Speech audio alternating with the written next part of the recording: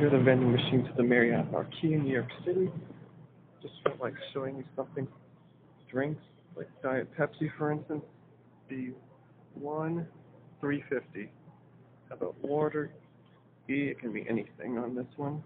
Try $6, $4. Ridiculous. Let's go over here. Let's try popcorn.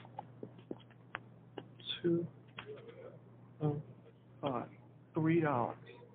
Let's try toasted chips.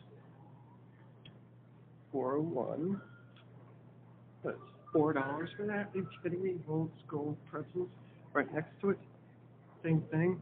Now you want to see something really insane? Pop-Tarts. That's right. Do it again in case it didn't come out right. $5 for 2-pack. I'm sure some of the multi-packs cost a lot less than that. Insane, and that's it.